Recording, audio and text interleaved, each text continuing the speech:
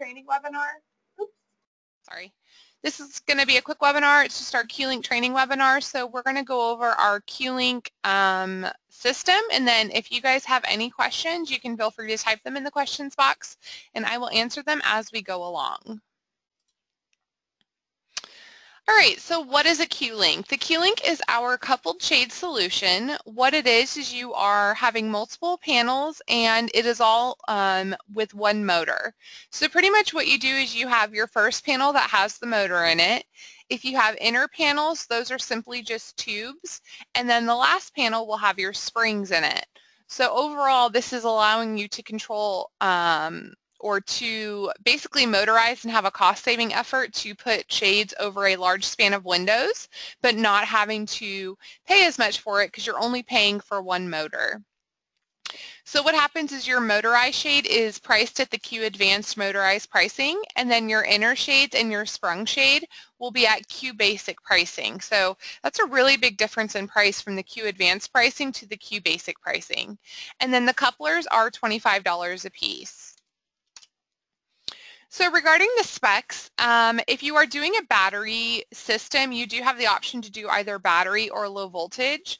For the battery system, the minimum width for that battery shade is 33 inches. So if you're doing a standard roll, your left panel minimum has to be 33, and if you're doing a reverse roll system, then the minimum for the right panel must be 33 inches if you're doing battery powered.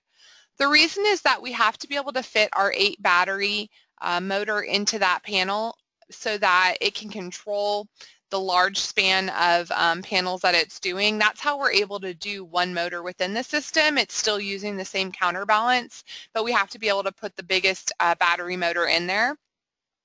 If you're doing low voltage, it's still the minimum 15.5 inches like it would be for a normal roller shade. Your minimum inner and sprung shade widths would be 17 inches. Sometimes you can go a bit smaller. It just depends on which fabric you're using and whatnot. Your maximum system width, so the overall system can go up to 24 feet, so 288 inches, and then you can have up to 7 panels. So your maximum panel width and height would be 120 inches, 10 foot by 10 foot. Obviously, I can't put 7 panels at 120 inches on there because that would go over the maximum system width, but if they were small enough, I could do up to 7 panels. Okay, we can't go over the 120 by 120 generally because it can't go on a 4.3 fascia bracket, and also because the couplers are not meant to handle that much weight. That's why we don't put it up to the normal 144 by 144 like we do with a single shade system.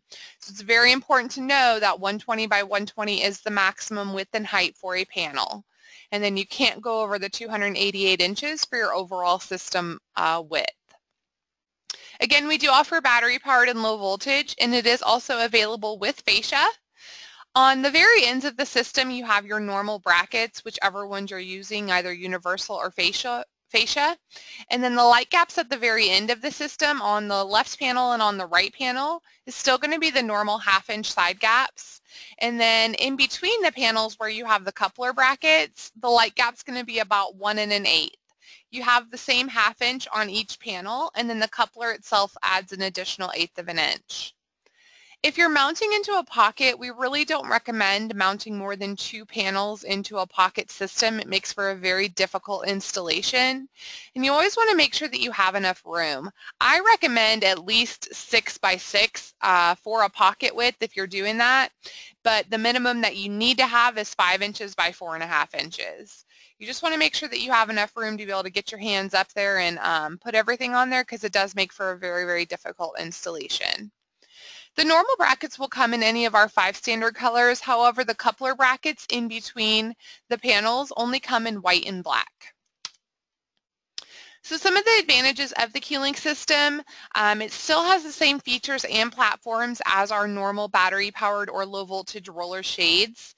They do move as one system together. So the hem bars for this one do move perfectly in line with each other because it's all moving as one system. The way that the coupler bracket is designed is it allows them to roll up and down at the same exact time together.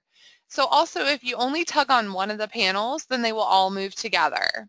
An important thing to know is that they are not individually controlled, so you cannot control the panel separately since it's just one motor.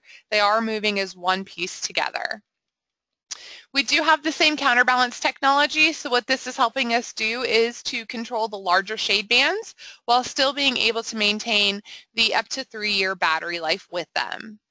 Again, you have the industry-leading half-inch light gaps at the end, and then the light gaps in between the panels are still really small. It's just that 1 1/8 like we talked about before. I'm going to show you a small installation video in a couple minutes, and that's going to show you how you're able to adjust the light gaps via the self-leveling bracket system and also how to do the hem bar alignment. So this is just a little diagram to show you how it works. Basically on the ends, like I said before, you have the normal brackets, whether it be the universal or the fascia brackets, and then in between the panels, you have the coupler on the coupler bracket. That coupler is what allows it to all move as one system together. And then this is just a little example. The colors aren't correct, but that's what the coupler bracket and then the coupler assembly look like. So the 3 types of brackets that you're able to use with the Qlink system, if you're not getting fascia, you can do either a 2.6 or a 3.3 universal bracket. If you are getting fascia, you will use only the 3.3 fascia bracket. The reason that it's not available with the 2.6 fascia bracket is because the fascia itself is not long enough to cover the coupler bracket, so you're only able to use it on the 3.3 fascia bracket. Regarding installation, generally what you do is if you're doing it with universal brackets and you have a standard roll, you're always going to start from the sprung end and move your way over to the motor end. So you'll start from the right and install that panel first, and then you'll work your way down to the left. This is so that the shade can stay up since your springs are in there. If you just were to put your motor in first, then it's going to fall. Okay, I mean not actually fall out of the bracket, but the shade itself will fall down. If you are doing fascia brackets, because of the clip on the fascia bracket, you will actually start from the motor end and work your way down to the right, to the sprung end. Whenever we ship the Qlink system, each panel is shipped in its own box, and then you will have the stickers on the front of the box to indicate which box each panel is in. So the green stickers indicate the motorized shade, the yellow ones indicate the inner shades, and then the pink ones indicate the sprung shades.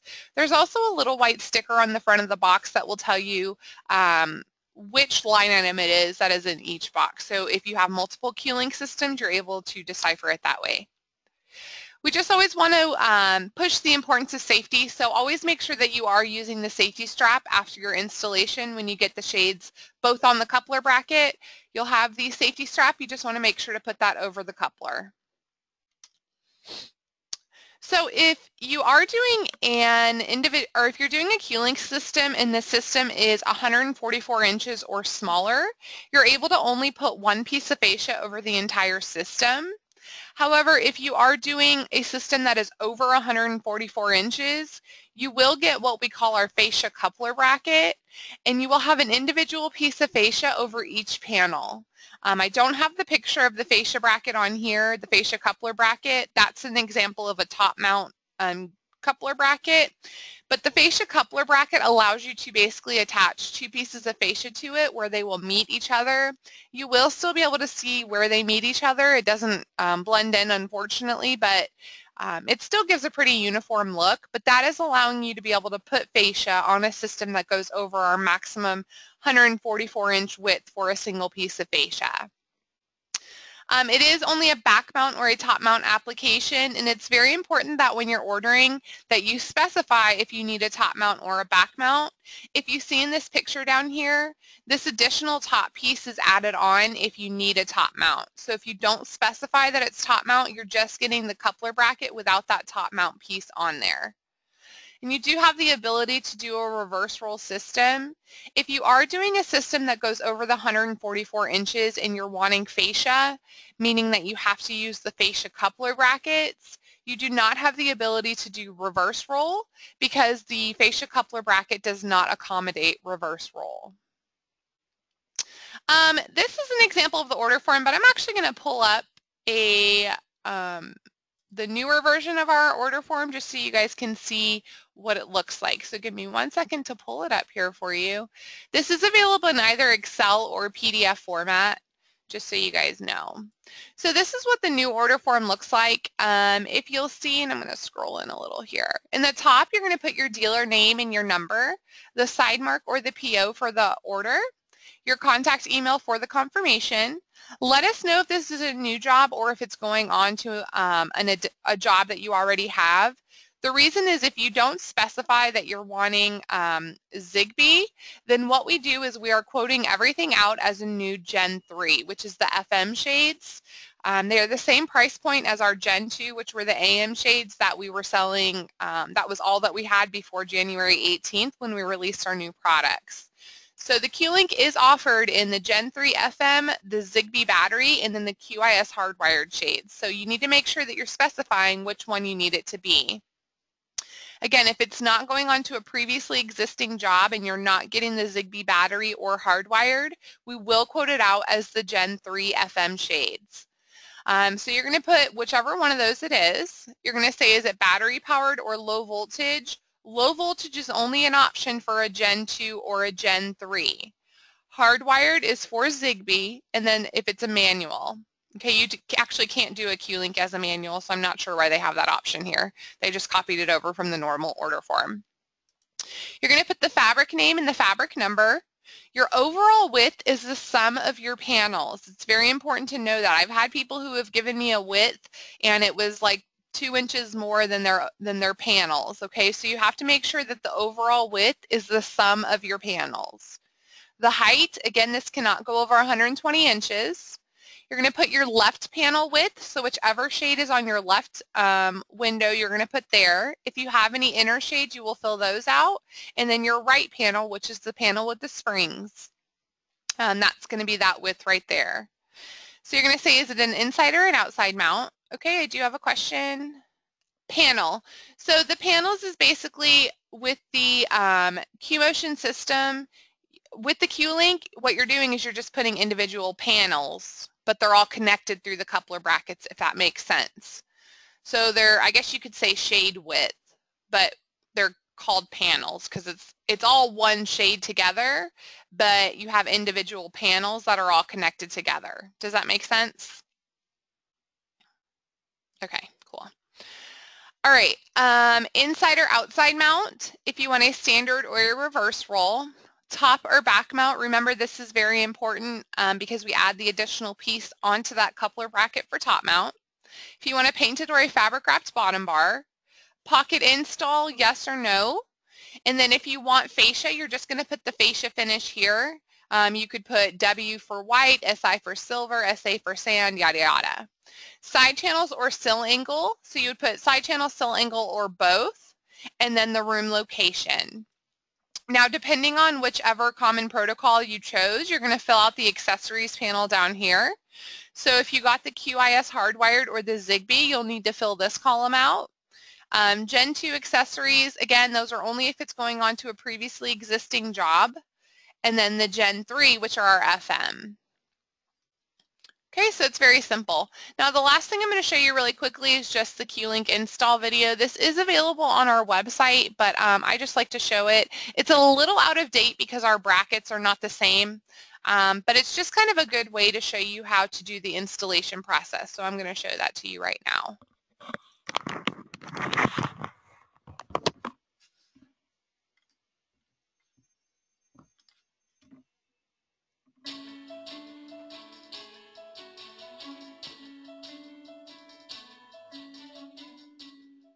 Welcome to the Qmotion installation video for the Qlink system. The first step is to be sure you have all the tools needed. Let's go through them. Number 1, a measuring tape. 2, a pencil. 3, a string level for leveling the entire Qlink system. 4, a leveling frame or laser level for bigger jobs. 5, a number 2 Phillips screwdriver. 6, an electric screwdriver. 7, a 3/32" drill bit. 8, a 1/4" nut driver. 9, drive extension. 10, a a 10mm open end wrench, and number 11, these are special wrenches provided, a pre-wind wrench, and lastly, a spanner wrench. These are necessary to do the job. Once we have all these tools, we will then begin the installation. To begin with, we measure the opening to be covered using the measuring tape. We do this to ensure that the assembly will fit.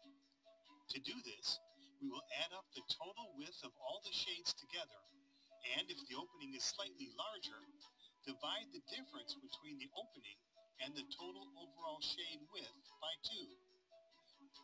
You use this number then to offset your first bracket by this amount to make sure that the shades are even in the space. This will line up the whole system and center it on the opening. If, however, the opening is too small and you have an inside shade mount, you need to contact customer service immediately. Let's now install the end brackets. Again, we measure the opening from end to end.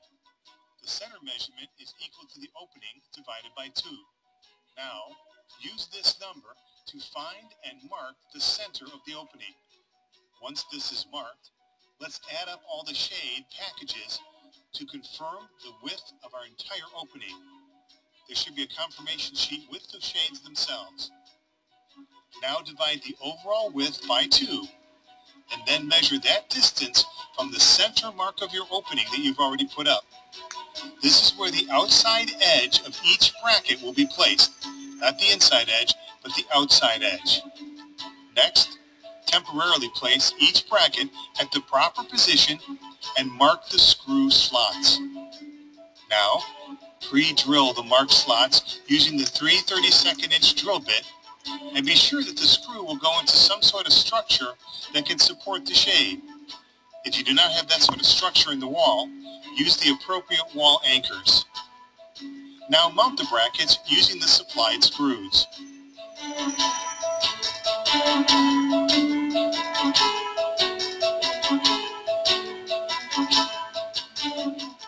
We will now use the colored labels on the shades to determine the mounting positions and final assembly. Lay out the shades on the floor in the following arrangement, with the shade labeled Sprung, a pink label, on the right side of the opening. Next, we will put the shade labeled Motor, which has a green label, on the left side of the opening. We will then place the remaining shades with yellow labels between the two shades according to the size and the order sheet. Remember, any of the shades can vary in width, so be sure that the shades are in the proper location and order. We will now install the coupler brackets. To begin this, run a string from one end of the bracket to the other and place the level on the string. This is to be sure you have a level placement on your final product. If your string is not level, adjust the brackets accordingly to get a level adjustment. Now we will measure from the outside of an end bracket to the middle of the first coupler bracket. Use the width of the shade packaging to determine the spacing. Again, we measure from the outside edge of the bracket to the middle of the coupler bracket based on the distance or width of the shade. This is to give us the correct position for the coupler bracket on the wall. The next coupler bracket is measured from the center of the previous coupler bracket and installed. Again, use the width of the shade to determine this. Now let's look at a coupler to see how it is set up correctly. First, make sure that the disc nut sits flush with the end of the screw post or slightly recessed, as seen here. This will allow it to be slid into place. Let's now install the shades. We will begin with the sprung side. Step 1. Insert a sprung shade spindle into the end bracket. Step 2. Insert a coupler assembly into the other end of the sprung shade. Step 3. Mount the coupler onto the bracket. Notice that the back nut slides up into the support bracket. It will click into place and make sure it is all the way in. Now install the inner shade into the coupler and continue down the line, repeating these steps over and over again until you reach the motorized shade at the end. Next, for added security, install the safety straps onto each bracket.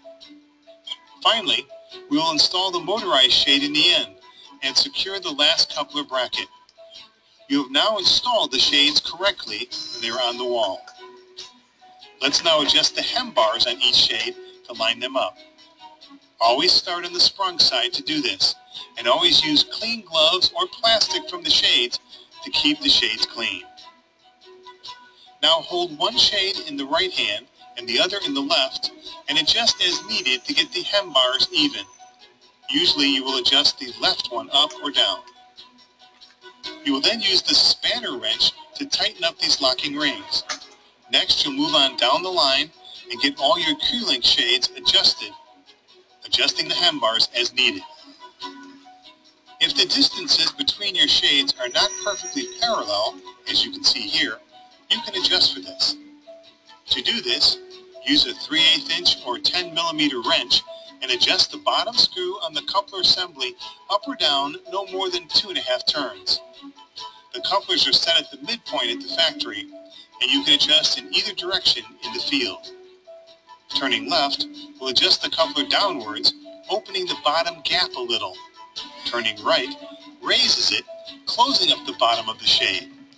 Adjust as needed to get a parallel spacing all the way down.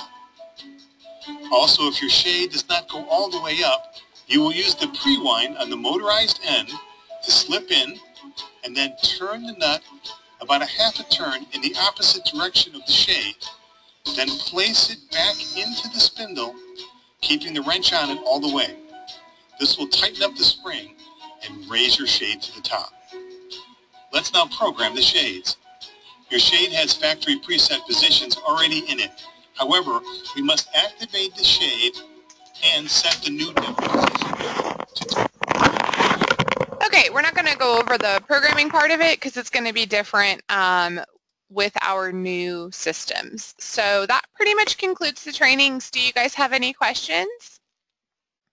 You again can find this video on our website. If you go to qmotionshades.com, go to the support tab and click on videos. We have multiple videos there for you guys to see. If you wanted a copy of this presentation, I'd be happy to send it to you. Just email us at trainers@qmotionshades.com. Otherwise, thank you guys for attending, and I hope that you have a great day.